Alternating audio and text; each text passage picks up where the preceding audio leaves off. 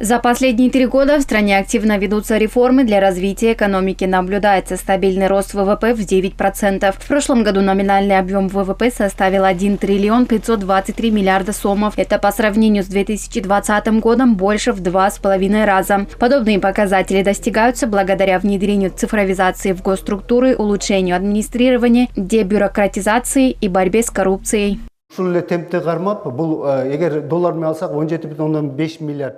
Мы планируем держать такой же темп и до 2030 года увеличить показатели в 2 раза. По результатам прошлого года ВВП на душу населения составил $2431 США. Это для нас хорошие показатели.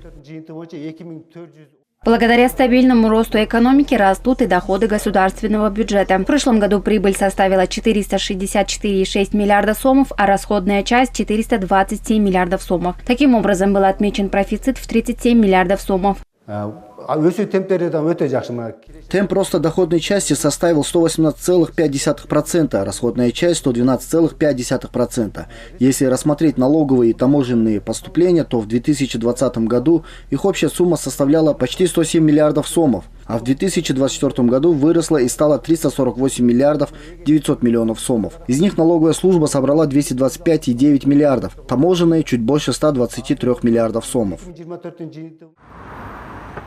По данным Министерства финансов, профицит государственного бюджета достигнут за счет повышения неналоговых поступлений. Эксперты отмечают, что профицит помогает уменьшить государственный долг, появляется возможность увеличить расходы и золотовалютные запасы.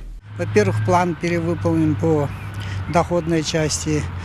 Значит, что еще нужно отметить, что там структура доходов изменилась, увеличилась доля неналоговых поступлений, то есть поступления за счет банков Бакай, Эльдик банк, бывший РСК, да, и доходы Национального банка.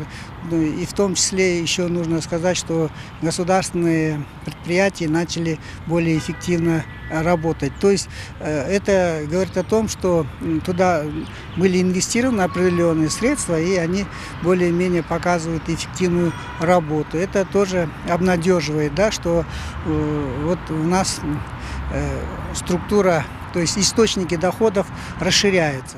Директор Национального центра казначейства отметил, что страна идет с профицитом с 2023 года. По его словам, средства будут направляться на покрытие основного государственного долга и покупку финансовых активов.